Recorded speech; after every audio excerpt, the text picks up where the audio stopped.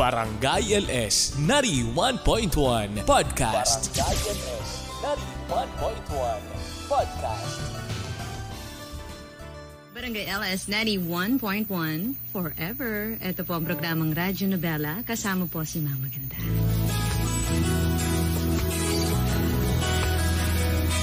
Sa ilog, ang mundo'y may Marami ang nagkakaanak ngunit hindi nagiging magulang. Merong walang anak pero sila pa yung karapat-dapat na tawaging mabuting ehemplo sa isang bata. Ikaw, kabarangay, anong handa mong isakripisyo para maitaguyod ang anak na hindi nanggaling sa'yo? Diyan po iikot ang kwento natin ngayong araw na to. Maraming salamat sa lahat ng mga nag-abang, sa lahat ng mga naghihintay. Sabay-sabay po nating tunghayan ang kwento ng ating kabarangay na si Jethro dito sa Radyo Nobela.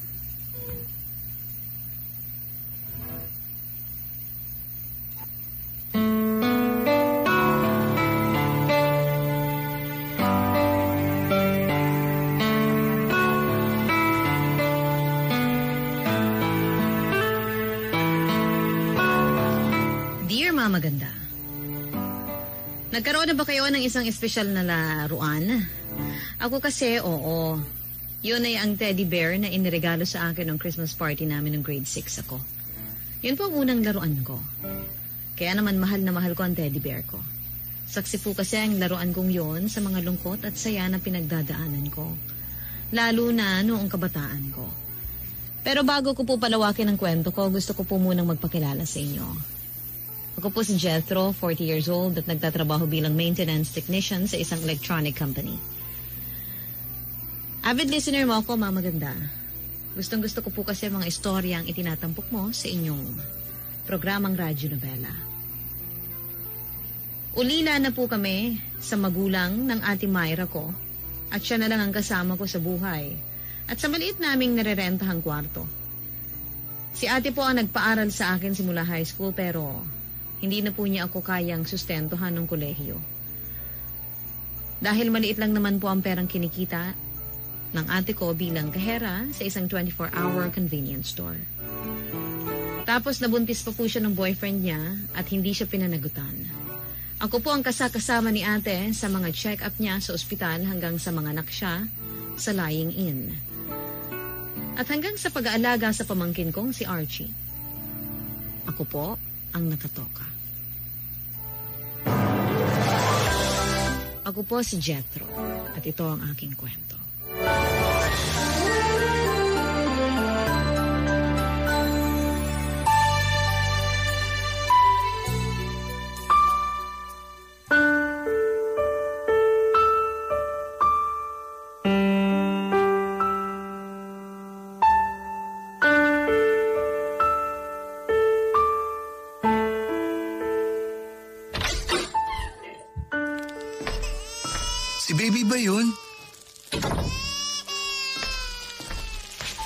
Jethro, nandiyan ka na pala. Puntahan mo nga muna yung batang maingay na yun. Nakakarindi na kasing iyak niya eh. Shhh! Tahan ka na, baby. Andito na si Tito. Hala, Ate Myra, puno na pala diaper ni baby, kaya siguro siya umiiyak. Ano? Puno na naman? Kakapalit ko lang dyan kanina. Teka, ako na magpapalit ng diaper niya. Sakto, bumili ako sa tindahan. Sandali lang, baby. Papalitan ka na ni Tito ng diaper. Lintik talagang bata yan, oh. Napakalakas umihi. Di naman kasalanan ni baby yun, ate. Sino may kasalanan? Yung kapitbahay nating chismosa na kani-kanina lang pinuntahan ako rito sa bahay natin para pagsabihan na patahimikin ko sa kaiiyak yung batang yan? Kung bakit kasi umalis-alis ka pa eh. Ako tuloy yung naiwan dyan sa maingay na yan. Lintik na buhay to, oh. Kinita ko lang naman yung dating kaklase ko. May iniram akong libro. Sus, dami mong katwiran. Ba't matagal bago ka bumalik? Yan tuloy, ilang minuto kung tiniis yung kangangawa ng batang yan. Kung makapagsalita ka, parang hindi mo anak si baby ah. Ayan, okay ka na. Bago na diaper mo. Huwag ka nang umiyak. Ayoko naman talaga sa batang yan. Ikaw lang ang may gusto dyan. Kung pwede pwede lang na itapon ko na yan sa basurahan o ipalapa sa mga asong kalye, gagawin ko eh. Para wala nang sagabal sa buhay ko. Dagdag gastos pa kasi. Hirap na nga ako mag-budget eh. Hindi ka ba kinikilabutan sa mga sinasabi mo sa anak mo? Magdahan-dahan ka naman sa pananalita, ate. Hindi naman niya naiintindihan yon. Kaya ano bang kinakatakot mo dyan? Di nga niya naiintindihan. Pero naririnig ng Diyos mga sinasabi mo sa baby mo. At mali yun kasi nanay ka niya. Dapat mahal mo siya at hindi mo sinasabihan ng mga masasamang bagay. Ate naman? Kahit ano pang sabihin mo, hindi na magbabagong nararamdaman ko para dyan sa batang yan. Para sa akin, peste yan sa buhay ko. Kung di siya dumating, edi hindi ako iwanan ng boyfriend ko, di ba? Sana magkasama pa rin kami ngayon. Masaya lang. Walang iniisip na kung ano. Sana talaga hindi na lang nabuo yung batang yan sa tiyan ko. Dun ka sa ex-boyfriend mo magalit, hindi sa anak mo. Saka paano mo nasasabi yan? Pareho naman kayo nag-enjoy habang ginagawa yun. Ulitin mo nga yung sinabi mo? Puro kayo pasarap. Pareho naman kayong takot sa responsibilidad. Bastos ka! Bastos ka rin kasi. Masama na bang magsabi ng totoo? Hindi. Pero yung mga sinasabi mo, yun, masama yun. Bata-bata pa ng pamangkin ko para iparamdam mong hindi mo na siya mahal. Nanay ka pa naman niya. Paano na lang paglaki niya? Sige nga. Sino na lang magiging kakampi niya kung harap-harapan mong pinapakita na ayaw mo sa kanya? Hindi ko alam. Problema ko pa ba yun? Saka andyan ka naman. Mukha nga magkasundo kayo kaya baka ikaw na lang maging kakampi niyan kung yun ang pinoproblema mo. Para ka namang ewan, Ate Myra. Huwag mo na kasing ipilit sa akin na magustuhan ko yung batang yan. Sapat na yung binuhay ko siya at inire sa mundong to. Buti nga kahit papaano binibilang ko pa yun ng gatas at diaper eh. Kulang na nga sinasahod ko. Sandali nga, maiba tayo. Nakahanap ka na ba ng mapapasukan? Tandaan mo, Jetro, hindi ko na kayang suluhin yung gastusin natin ha. Nadagdagan pa tayo ng palamunin. Ay, meron na, kaso part-time lang. Tinulungan ako makapasok ng kaibigan ko sa burgera na pinagtatrabahuan niya. Duty ko bandang hapon, 4 na oras lang. Ano? Bakit part-time lang?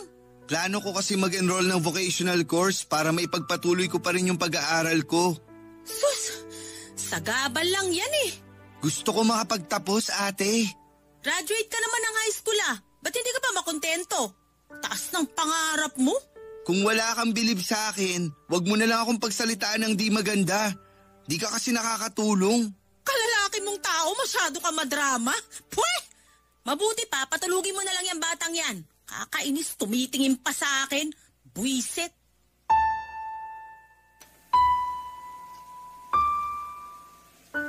Para pong nakakahawang sakit kung ituring ni Ate Myra si Baby Archie. Samantalang wala naman pong ginagawang masama sa kanyang anak niya. Sa katunayan, ang gwapo at ang amo po ng mukha ni Baby. Kaya hindi ko maisip kung paanong patuloy siyang inaayawan ni ate ng mga panahong yon. Dahil sa kagustuhan kong ipagpatuloy ang pag-aaral ko, nag-working student ako. Pero kumuha lang ako ng vocational course na may kinalaman sa trabaho ko sa kasalukuyan. Kailangan ko po kasing pirmeng kumita ng pera dahil walang katulong ang ate ko sa mga gastusin sa bahay namin. Maraming beses ko na pong sinama sa mga klase ko ang pamangkin ko, lalo kapag nag-iibang shift ni Ate Myra sa trabaho at walang mapag-iwanan sa anak niya. Mabuti na lang dahil hindi issue sa school na pinapasukan ko ang pagsama ko sa pamangkin ko, na walang ginawa kundi matulog lang naman. Naging okay naman po. Unwanted baby po ang pamangkin kong si Archie. Laging sinasabi ni Ate Myra na wala sa plano ang pagkakabuo sa anak nila at madalas sinisisi niya ang pamangkin ko kung bakit siya iniwan ng boyfriend niya. Bilang kapatid, galit ako sa mga ganong klase ng lalaki.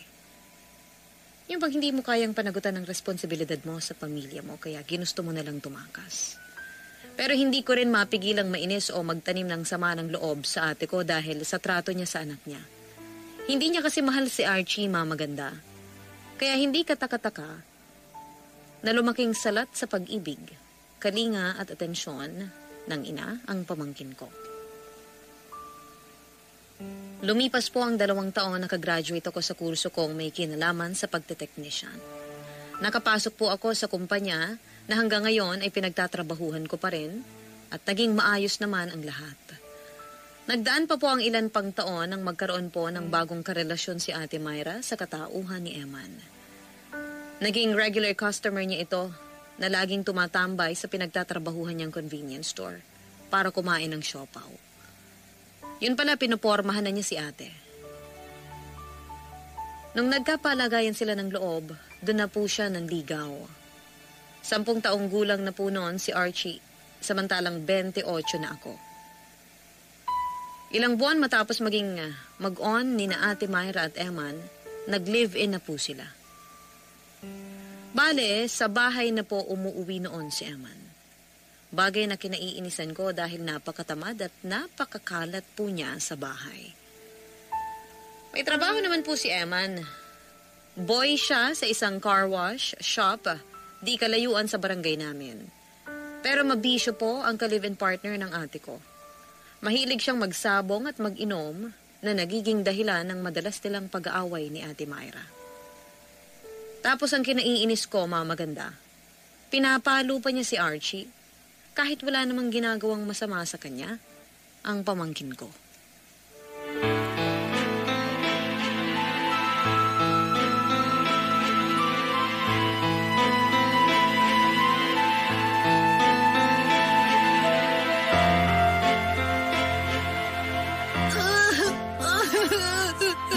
Talaga? Napakasutil mo! Tama na po, Papa! Sinong Papa? Hindi mo ako Papa! Loko tong batang to!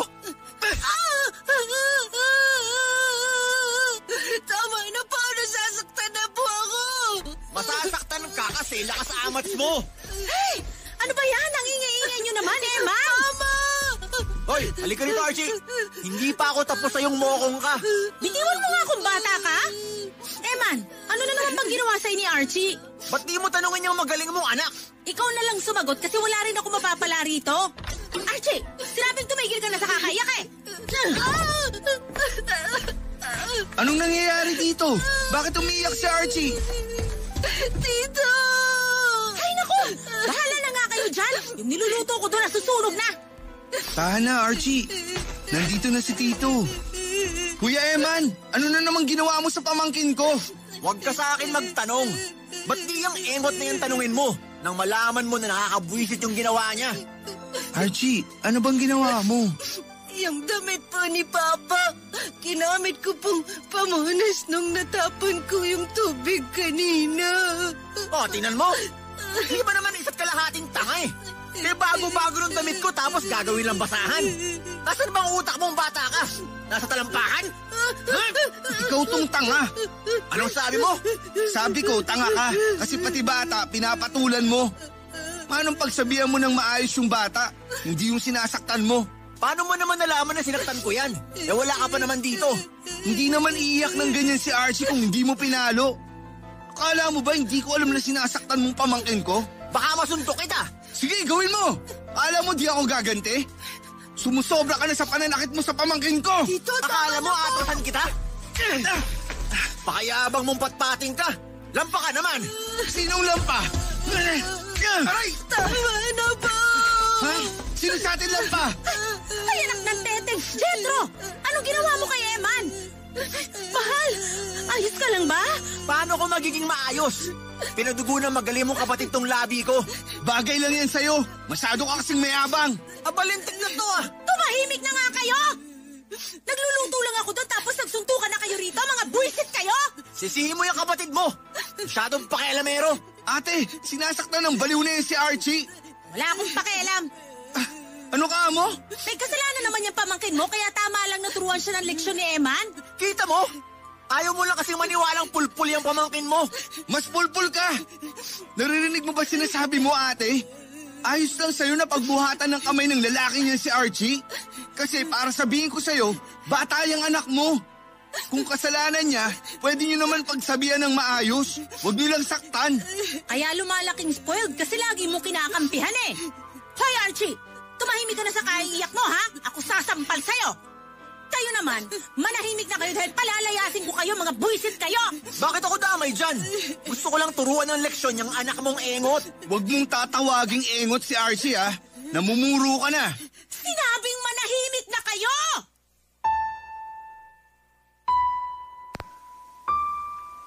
Para sa akin, walang karapatan ng kahit na sino na pagbuhatan ng kamay ang pamangkin ko na halos ako na ang nagpalaki. Kaya gano'n na lang ang galit ko kay Eman. At wala akong pakialam kung nagpang-abot pa kami ng gabing yon, maipagtanggol ko lang si Archie. At saka sinong matinong tao ang mananakit ng musmos, mamaganda? Walang kalaban-laban ng pamangkin ko sa kanya. Tapos ginaganon-ganon lang niya. Grabe po ang sama ng loob ko. At mas kinampihan pa ni Ate Myra ang lalaking yon kaysa sa sarili niyang anak. Nang mga panahon na yon, lalong nadagdagan ang sama ng loob at hinanakit ko sa sarili kong kapatid. Pero mas nangibabaw po ang pag-aalala ko kay Archie. Iyak kasi siya ng iyak kaya kinailangan ko pa siyang ilabas at ilayo sa tinutuluyan namin para lang patahanin. Bale, nagpunta na lang po kami sa malapit na perya na nasa kabilang kanto lang naman. Para po, aluin si Archie. Nalulungkot po ako ng husto, mamaganda. Dahil buong buhay ni Archie, ramdam niya na hindi siya gusto ng kanyang ina. Umasa siya na magkakaroon ng father figure sa katauhan ni Eman, pero hindi po yun nangyari dahil demonyo ang live-in partner ng ate ko. Kaya nga sa abot ng makakaya ko, ipinaramdam ko po sa pamangkin ko na hindi siya nag-iisa. Na meron siyang ako na pwede niyang takbuhan at asahan sa oras ng pangangailangan. Palibhasa, nakikita ko kasi sa kanya yung batang ako. At ayoko pong maranasan niya yung pakiramdam na walang nagmamahal sa kanya habang lumalaki siya. Radyo Nobela. Si Mama Ganda sa Radyo Nobela.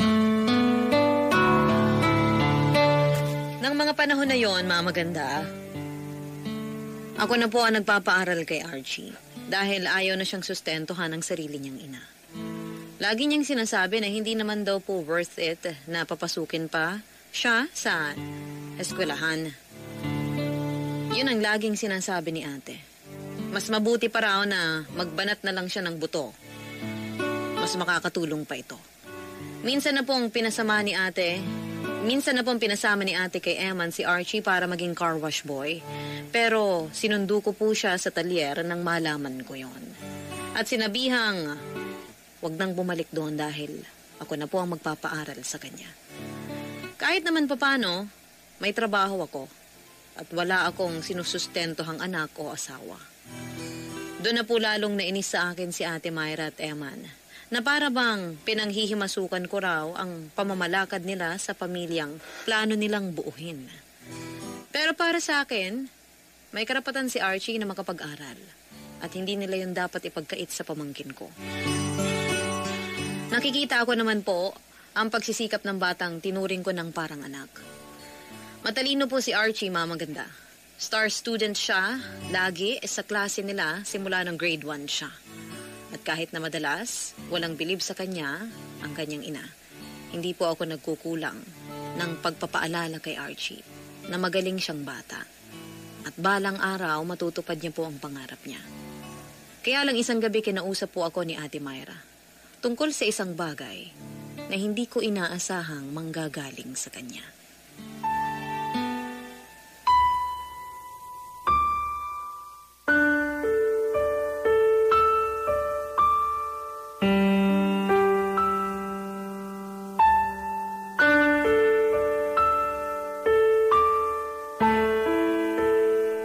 Gusto mong umalis na ako sa bahay natin, ate? Narinig mo sinabi ko, di ba? Di ka naman bingi. Ayoko nang paulit-ulit. Pero saan ako pupunta? Pati ba naman yan, problema ko pa? May trabaho ka naman. Siguro may ipon ka, kaya kayang-kaya mo magrenta ng tutuluyan mo. Hindi ko lang maintindihan. Bakit kailangan mo akong paalisin? Ay, Jetro. Hindi ka ba talaga makaramdam? Masyado nang masikip tong bahay natin para sa ating apat. Tapos lagi pa kayo nag-aaway ni Emma. Nakakapikon na. Halata namang ayaw niyo sa isa't isa, kaya nga sinasabi ko na umalis ka na. Gusto mo na ako yung umalis, imbis na yung demonyo mong live-in partner? Ang bihira, Ate Myra. Kapatid mo ako. Magkadugo tayo. Oo na, nandun na ako. Pero intindihin mo sana. Hindi habang buhay pwede tayong tumira na magkasama sa iisang bubong. Wala ka bang planong bumuo ng sarili mong pamilya? Kasi tumatanda ka na. Bakit naman napunta dyan ang usapan? Pakabobo mo naman. Kailangan ko pa bang ipaliwanag lahat sa'yo? Oo, kasi hindi ko maintindihan. Buntis ako, Jetro. Ha? Magkaka-baby na kami ni Eman. Lalaki na pamilya namin kaya magiging masikip na tong bahay sa ating lahat. Alam nga namang paalisin ko si Eman, tatay siya ng magiging anak ko. Kaya nga ikaw na lang mag-adjust. Kaya mo namang buhayin sarili mo eh. May trabaho ka na, kumikita ka na. Pero paano si Archie? Isasama ko sa ate. Hindi mo pwedeng isama si Archie. At bakit hindi? Anak ko pa rin siya. Ako pa rin nanay niya. Nanay ka, pero ako ang nagpapaaral sa kanya. Ako ang nagmamahal sa kanya, hindi ikaw. Sa mata ng Diyos at sa batas ng tao, mas may karapatan ako kay Archie. Kaya huwag ka na makipagtalo. Nag-usap na kami ni Eman. Siya na raw magpapaaral sa anak ko kaya hindi mo na kailangang isipin yung tungkol sa bagay na yon. Sarili mo na lang isipin mo, Jetro. Hindi mo na kailangan panghimasukan yung pamilya namin. Ate ba talaga kita? Kasi kung oo, bakit ganyan ka kasama sa sarili mong kapatid? Matanda ka na. Huwag mo na pagsiksikan sarili mo sa puder ko kasi ginawa ko na yung parte ko na buhayin at pag-aralin ka nang mamatay sina nanay at tatay. Bigyan mo naman ako ng karapatang isipin yung kapakanan ko. Hindi yung sumasabit ka lagi sa buhay ko. Walang masama sa ginagawa ko kasi kinakausap kita ng maayos. Ikaw to naglalagay ng kulay sa mga nangyayari. Hindi na ba pwedeng magbagong isip mo, ate? Di naman ako nagkukulang sa pag-aambag sa bahay natin eh. Ba naman yan, Jetro? Di mo pa rin gets? Ayaw na nga kitang kasama kasi sagabal ka sa pamilya namin ni Eman. Lubayan mo na kami. Hayaan mo na kami maging buong pamilya. Hirap mo naman paintindihin. Bobo ka ba? Ay... Kung wala ka nang sasabihin, magsimula ka na magligpit ng gamit mo. Yung spasyo mo kasi plano namin gawing karugtong ng tinutulugan namin para lumaki-laki. Kaya sana sa makalawa, nakaalis ka na. Si Archie, pupuntahan ko pa rin dito si Archie, ate. Pwede puntahan mo. Huwag mo lang tatangayin anak ko kasi magkakabaranggayan tayo.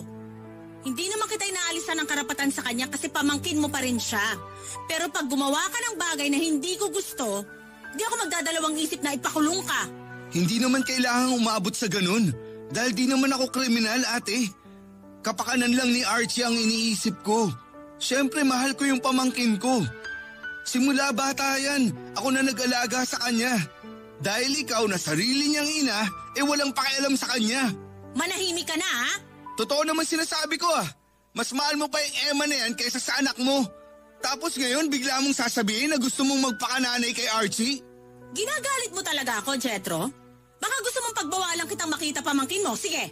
Ate naman, mahal na mahal ko si Archie. Huwag mo naman siyang ilayo sa akin. Kaya nga manahimik ka na sa mga panunumbat mo. Kung makapagsalita ka, parang hindi kita binuhay nung bata ka. Hoy, para sabihin ko sa'yo, kung masamang ina nga ako sa anak ko, sana nauna na ako naging masamang ate sa'yo. Sana noon pa lang pinabayaan na kitang manlimos dun sa kalye para damputin ka ng mga otoridad at dalhin sa bahay ang punan. Pero ginapang kita, pinakain, pinag-aral. Gusto ko lang naman na umalis ka na sa bahay namin, tapos hindi yung dami mo pang sinasabi, nakakainit ka ng ulo.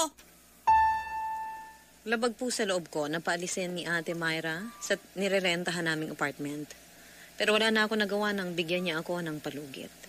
Para sa kanya, siksikan na raw kami sa maliit na paupahang yon. Kaya dapat magkanya-kanya na kami. Tapos na rin daw ang responsibilidad niya sa akin at matanda na ako para hindi bumukod. Saka nang ipagtapat niya pong buntis siya sa anak nila ni Eman, lalo ko pong naramdamang wala na akong puwang sa pamilya nila. Nakakatampo lang kasi kapatid niya ako pero kung paalisin niya ako para akong ibang tao. Nang makahanap ako ng rerentahang apartment malapit sa pinagtatrabahuhan ko, ay umalis na nga po ako sa puder ni ate. Sa pag-iisa ko, sa 4 na sulok ng maliit na kwartong inuupahan ko, naramdaman ko po yung labis na lungkot. Yun din ang eksaktong pakiramdam ko noong magkasunod na namatay ang mga magulang namin dahil sa sakit at aksidente. Opo, inalagaan ako at pinag-aral ni Ate Myra. Pero hindi naman kami ganun ka-close. Madalas sinusungitan niya ako nung bata ako, kaya naman takot po ako sa kanya. 6 na taon po ang tanda sa akin ni Ate Myra. 14 anyos ako nang maulila kami at 20 naman noon si ate. Meron na siyang trabaho. Sa kabila ng mga tampo ko sa kanya, mahal ko po ang ate ko dahil pamilya ko siya. Kaya lang dahil sa pagpapaalis niya sa akin sa bahay nila, naipon na lang ng naipon yung sama ng loob sa aking dibdib para sa sarili kong kapatid. Doon na ako nagpaka-busy sa trabaho para hindi ko na po maalala yung lungkot na aking nararamdaman. Pero hindi ko pa rin po mapigilang isipin si Archie. Lalo na nung iyak siya ng iyak ng araw na umalis ako sa bahay nila.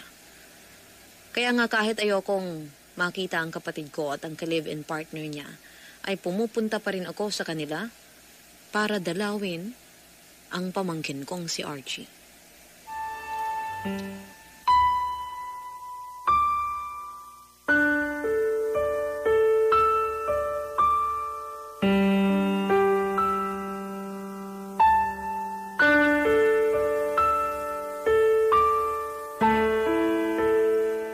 Hindi ko maintindihan. Paanong hinahayaan ka lang nilang mag-isa rito sa bahay, Archie? Hindi ka ba natatakot? Hindi naman po, Tito. Kasi may kasama po ako. Ha? Kasama? Opo. Kukunin ko po sa damitan ko para makita nyo. Ano kayang sinasabi ng batang to na kasama raw niya? Ito po, Tito, oh. Si Teddy Bear. Saan mo nakita yan? Doon po sa dati niyong damitan. Sa inyo po ba to? Oo, sa akin nga to, Archie. Di ko napansin na naiwan ko pero mabuti dahil nakita mo. Maalikabok nga po nung nakita ko, tapos sabi ni Mama itapon ko na raw kasi baka sinusurot na. Kaso umiyak ako. Sabi ko lalabang ko na lang. Buti pumayag siya. Tingnan niyo, ganda-ganda na. Oo nga, para na ulit bago. Buti na lang nilaban mo at inalagaan yung teddy bear ko. Opo, kasi pag nalulungkot ako, niyayakap ko lang si Teddy Bear. Tapos nawawala na po yung lungkot ko. Lagi ko rin siyang katabi pag natutulog ako. Saan po to galing, Tito? Regalo sa akin yan nung Christmas party namin. Masaya ako kasi yan yung kauna-unahan kong laruan. Katulad mo, si Teddy Bear din yung kasakasama ko noon. At kausap kapag mag-isa lang ako. Ilang beses na rin yung tinapon ni Ate Myra kasi matanda na raw ako para magkaroon ng laruan. Pero nahahanap ko pa rin. Pinagtatapon niya tapos dinadampot ko si Teddy Bear para laban at itago sa kanya. Mabuti na lang nakita mo siya. Sa'yo na lang yan, Archie. Promise po, iingatan ko po to, Tito. Promise ha? Para kahit wala na ako rito sa bahay niyo. Kunwari, kasama mo pa rin ako kasi meron ka ng Teddy Bear. Ay, di ka na po ba babalik dito? Miss na po kita. Kahit gusto ko, komplikado, Archie. Pero lagi naman kitang pupuntahan dito para di mo ako masyadong mamiss. Kumusta ka naman? Di ka ba sinasaktan ng Emma na yon? Di naman po, pero madalas pa rin siyang galit sa akin. Si Mama po masungit pa rin. Iniintindi ko na lang po, Tito. Pero minsan, naiinggit po ako sa ibang bata kasi mababait mga mama nila. Tapos, mahal sila ng mga papa nila. Ikaw na lang po yung nagmamahal sa akin tapos hindi pa kita laging kasama. Ay, sorry Archie. Kasi kailangan mong maranasan yan. Hindi mo yan deserve, lalo na't bata ka pa. Pasensya ka na rin kasi wala akong magawa. Sinubukan ko pero wala akong karapatan dahil laging sinasabi ni Ate Myra na pamangkin lang kita. Na siya pa rin daw ang nanay mo. Sana lagi mong tatandaan na mahal kita. Ako na nagpalaki sa'yo, kaya lagi kang laman ng puso ko. Alam ko po yan, Tito. At mahal na mahal din po kita. Sana ikaw na lang pong tatay ko. Kasi mas anak pa po trato niyo sa akin kaysa kay Mama eh. Lalo na ngayon na magkaka-baby na sila ni Tito Eman. Pero may napapansin po ako kay Mama, Tito. Huwag po kayo maingay na sinabi ko sa inyo, ha? Ha? Ano yun? Nakikita ko siya laging may kausap sa cellphone. Tinatawag niya pong babe. Hindi po yun yung tawagan nila ni Tito Eman kaya sure ako na ibang tao yun. Masama nagsisinungaling, Archie. Sigurado ka ba sa sinasabi mo? Opo! Tapos lagi na po silang nag-aaway ni Tito Eman. Naririnig ko, sinasabihan niya si Mama na may ibang lalaki. Sinasabi naman ni Mama na wala, na nag-iimbento lang si Tito Eman. Pag nagsisigawan na po sila, natatakot ako Kaya nagtataklob ako ng kumot tapos niyayakap ko si Teddy Bear. Kung totoo nga yan, sana lang maisip ni Ate Myra na malaking gulo yung pinapasok niya. Magkakaanak na sila ni Eman. Tapos nakuha niya pang manlalaki.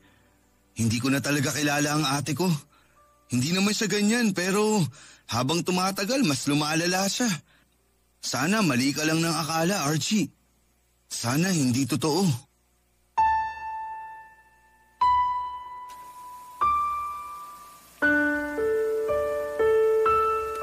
Hindi po ako makapaniwala sa mga sinabi ni Archie tungkol sa ate ko.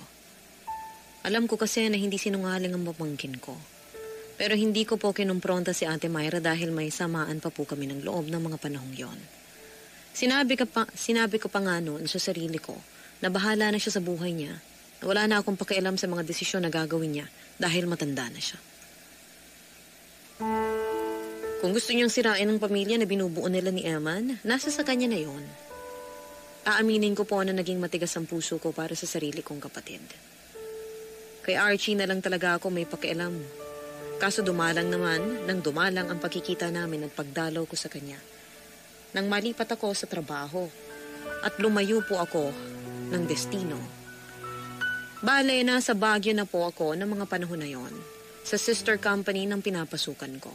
Kaya bihira na lang akong umuwi sa Antipolo. Hanggang sa nabalitaan ko na lang po sa mga kakilala ko doon na nakipagtanan si Ate Myra sa bago niyang lalaki. At iniwan niya si Archie sa puder ni Eman. Radyo Nobela. Radyo Nobela. Si Mama Ganda sa Radyo Nobela. Umuwi po ako agad sa Antipolo matapos kong malaman ang nangyari pero naabutan ko pong binubugbog ni Eman ang pamangkin ko. Kaya naman hindi na ako nagdalawang isip na ipabarangay siya. Galit na galit po ako ng mga panahon na yon. Dahil wala siyang karapatang pagbuntunan ng galit ang batang wala namang kasalanan sa nangyari sa kanila ng ate ko. Hindi ko na po pinakinggan ang paliwanag ni Eman. Kung gaano siya nasasaktan nang iwanan siya at ipagpalit ni ate sa ibang lalaki dahil ang gusto ko po ay makulong siya kasi sinaktan niya si Archie. Ang bata-bata pa po ng pamangkin ko para makaranas ng ganong klase ng kapababayaan. At pangmamaltrato. Kaya naman lalo pong nadagdagan ang galit ko kay ate. Dahil sa kanyang kapabayaan sa aking pamangkin. Ako na po ang tumayong guardian ni Archie. Nagstay kami sa Antipolo ng ilang araw dahil ayaw niyang sumama sa akin sa Baguio City. Gusto raw po niyang hintayin bumalik ang mama niya kahit na sinabi ko na sa kanya na hindi na yon mangyayari. Umiiyak na lang po nang umiiyak ang pamangkin ko dahil iniwan na siya ng mama niya. Bagay na ikinalungkot ko ng husto. Hindi ko po kasi lubos maisip kung paanong nagawang abandonahin ng ate ko ang sarili niyang anak at iwan si Archie sa taong minsang nanakit sa kanyang anak. Sinabi ko sa sarili ko na hindi ko po mapapatawad si Ate Myra kahit na bumalik pa siya sa buhay ng anak niya. Hindi nagtagal na kumbinsi ko pong sumama sa akin si Archie sa Baguio dahil andon ang trabaho ko. Pero hindi po ganun kabilis na nakapag-adjust ang pamangkin ko. Naging masasakitin siya at malungkutin, kaya naman apektado po ako ng husto. Nung isang beses na na-hospital po si Archie dahil sa taas ng lagnat, nirequest niya sa akin na gusto niyang makausap ang mama niya. Awang-awa ako sa pamangkin ko, Mama Ganda. Dahil butot balat na siya. Wala siyang ganang kumain at lagi na lang siyang umiiyak. Doon na po ako nag-alala. Kaya ginawa ko noon ang makakaya ko para makontak si Ate Myra at pakiusapang balikan na niya si Archie na kanyang anak.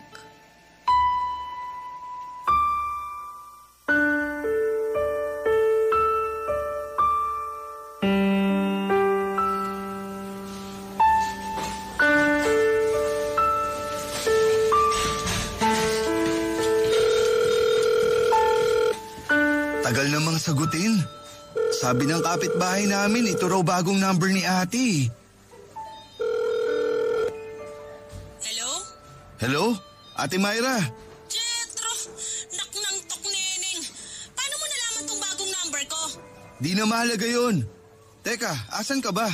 Bakit mo ba? Ate Myra naman. Nasa ospital kami ngayon ni Archie. Sinugod ko na siya rito kasi mataas lagnat niya. Pero hinahanap ka niya. Gusto ko raw niyang makausap, kaya nga ginawa ko lahat para makontak ka lang. Hirap mo talagang umintindi eh. Kaya ko nga iniwan niyang batang yang kay Eman kasi sawang-sawa na ako sa kanilang dalawa. Oh, nasa na naman pala siya eh. Di ikaw na bahala dyan. Wala na akong pakialam sa kanya. Ano ka mo? Hindi ka man lang ba kinikilabutan sa sinabi mo? Anak mo si Archie, ipapaalala ko lang sa'yo. Anak na hindi ko ginusto. Napakasama mo naman. Mangilabot ka nga ate. Hindi na ako marunong kilabutan. Alam mo naman na ayoko talaga sa batang yan nun paman. Di ko yung ginusto kahit galing pa siya sa tiyan ko. Sinubukan ko naman kaso wala talaga. Hanggang sa napag-isip-isip ko na gusto ko na magsimula ng panibagong buhay na hindi siya kasama. Sakto, nakilala ko tong mister ko. Mas nakakalamang kay Eman kaya pati siya sinipa ko na rin sa buhay ko. Ayoko kasi talaga ng mga batugan at walang alam kundi magsabong. Wala na akong pakialam sa mga dahilan mo. Sana sa akin mo na lang iniwan si Archie. Kung hindi ko pa nalaman sa mga kakilala natin sa Antipolo, yung ginawa mong pang-iiwan sa kanya sa poder ng Emma na yun, baka hindi ko na naabutang buhay ang pamangkin ko. Kaya nga umuwi ako agad.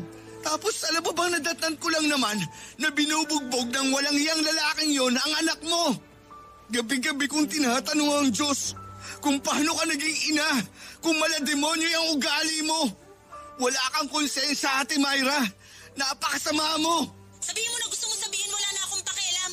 Sa kamalay natin, pasawayan si Archie kaya nasaktan ni Eman. Sutil din naman kasi ang pamangkin mo.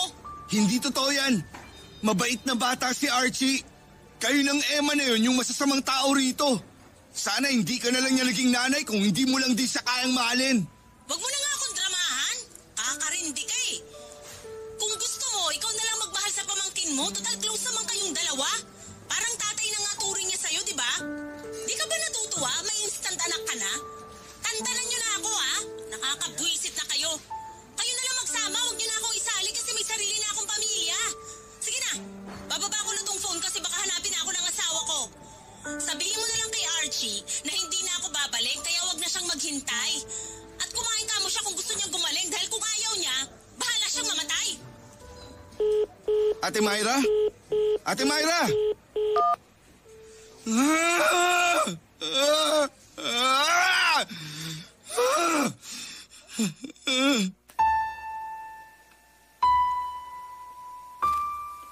Hindi ko po alam na meron pala talagang masamang magulang, mamaganda. Yun po ang eksaktong pinatunayan ni Ate Myra nang hindi niya piliin si Archie at tuluyang iwan sa poder ko ang pamangkin ko. Magkahalong galit at pagkadismaya ang namayani sa akin ng mga panahon na yon. Kung balang araw, babalik man si ate sa buhay ni Archie, gusto ko na pong ipagdamot sa kanya ang pamangkin ko dahil hindi niya deserve ang magkaroon ng anak na sa dulo ay pababayaan niya lang din. Kaya nga sinabi ko nun sa sarili ko na ako na ang tatayong tatay sa pamangkin ko. Ipinaliwanag ko po kay Archie ang sitwasyon at pasalamat na lang ako sa Diyos dahil sa murang edad niya ay naunawaan niya po iyon. Oo, namimiss pa rin niya si Ate Myra pero kailangan namin magpatuloy sa buhay dahil kami na lang ang magkasama. Makalipas ang ilang buwan, na-assign po ulit ako sa Antipolo kaya bumalik kami dito ni Archie. Nagrenta po kami ng maliit na apartment kung saan tumira kaming magkasama. Ako na po ang bumuhay kay Archie. nagpapaaral sa kanya at tinuring niyang tunay na ama. At kahit na mga panahong nalaman naming namatay si Ate Myra sa panganganak kasama ang baby niya, naging sandigan po namin ni Archie ang isa't isa para magpatuloy sa buhay. Ako bilang nangako nagagabayan siya at susuportahan sa pag-aaral niya, at siya bilang estudyante na may pangarap na gustong matupad balang araw. Mabilis po na lumipas ang mga taon. Halos magsasampung taon na pala ang nagdaan. Nakakataba ng puso dahil meron na po akong kolehiyo.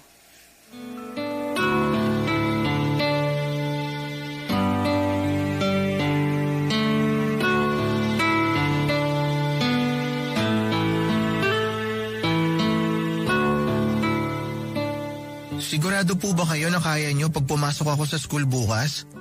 Oo naman. O ayan, umuubo kayo.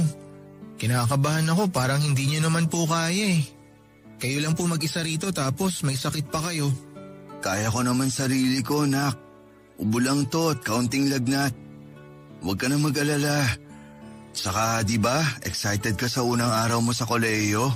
Excited po ako pero nag-aalala po ako eh. Hindi ko po kasi alam kung ano po yung mga pwedeng mangyari. Baka hindi ko po kayanin pa. Ha? Ikaw? Hindi mo kakayanin? Paano mo naman nasabi yun? Iba na po kasi yung college kesa sa senior high. Mas mahirap na. Natatakot po ako na baka mabigo ko kayo kasi di po ba nangako ako na mag-aaral po ako ng mabuti para matupad yung pangarap natin na magpupulis ako? Andun na tayo. Pero wag ka pa rin paapekto sa takot mo. Kasi hahadlangan ka lang yan sa pag-aaral mo. Kung lagi-lagi mong iisiping natatakot ka, hindi ka makakausad, nak. Saka huwag ka mag-alala. Ano't ano man mangyari, nandito lang ako para sumuporta sa'yo. Alam mo namang hindi kita iiwanan, di ba? Kailan ba kita iniwan? Pa, wala po ako natatandaan na iniwan niyo ako kahit nung bata pa lang ako. Kaya sobrang thank you po. Kasi palagi niyo akong sinasamahan. Yung alam ko po na nandyan lang kayo lagi sa tabi ko para suportahan ako.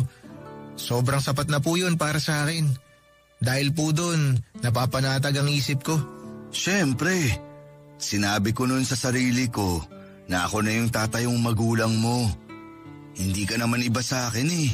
Magkadugo tayo. Hindi man kita totoong anak, tinuring naman kitang tunay na anak. Doon po ako pinakaswerte na tinuring niyo po ako na parang tunay na anak ninyo. Siguro kung wala kayo, baka napariwara na ako. Kayo po yung nagligtas sa akin kay Tito Emma nung iniwan ako sa kanya ni Mama.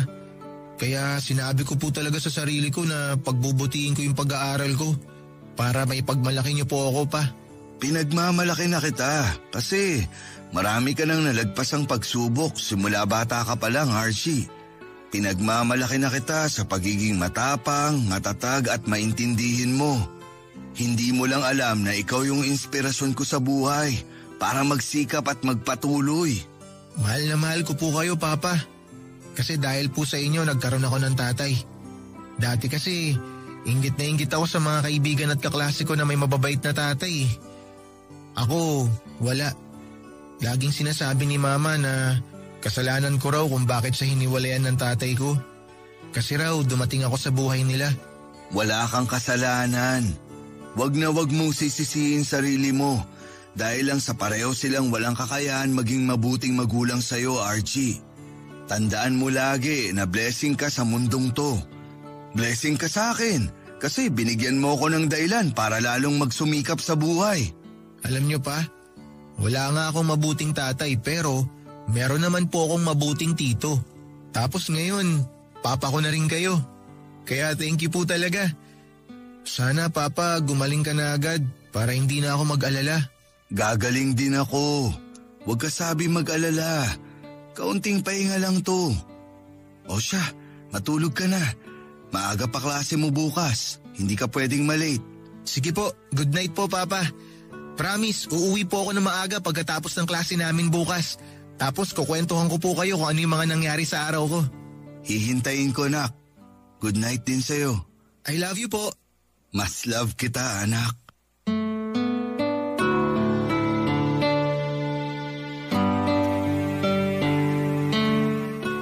Hindi naman po lumala ang sakit ko ng mga panahon na yon. Siguro na sobrahan lang ako sa trabaho tapos naambunan kaya trinangkaso. Pero dahil kay Archie at sa pag-aalaga niya sa akin, dagdagan pa ng pahinga at pag-inom ng gamot ay gumaling din po ako ng mga sumunod na araw. Habang nagpapahinga ako sa bahay namin, lagi ko pong kinakausap ang Diyos. At nagpapasalamat sa Kanya dahil patuloy niya kaming pinagpapala at iniingatan ni Archie. Salat man kami sa yaman at material na bagay, punong-puno naman po ng pag-ibig ang munti naming pamilya. Nang pamangkin ko, doon palang masayang-masaya na ako. Sa kasalukuyan, nasa 3 taon na po ng kolehiyo si Archie at patuloy ko po siyang iginagapang sa pag-aaral. Kitang-kita ako rin kasi kung gaano kasikap ang pamangkin ko na itinuring ko ng tunay na anak. Kung tatanungin ako ng mga kabarangay natin kung wala ba akong planong bumuo ng sarili kong pamilya, wala na po dahil masaya na akong kasama si Archie. Masaya na ako maging tatay sa kanya at magulang. Bagay na hindi nagawa ng ate ko sa sarili niyang anak. Siguro ganun talaga. Kung ano yung pagkukulang na naranasan natin, ayaw nating ipasa sa mga mahal natin sa buhay. Kaya nga araw-araw, ginagawa ko ang lahat para mapunan ng pagkalinga, pag-ibig at pagsuporta ang puso ni Archie. Para pag tumanda na siya, ay hindi na niya ito maipasa. Hindi niya maipasa ang kasalatan sa atensyon at pag-ibig na naranasan niya sa kanyang ina, sa mga magiging anak niya. Ayoko pong mangyari yon.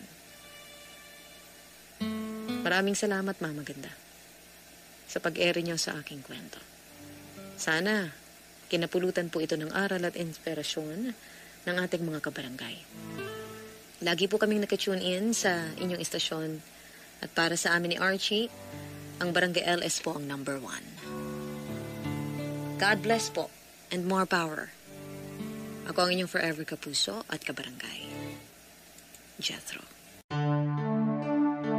Ang drama ng buhay, ang drama ng barangay. Radyo Nobela.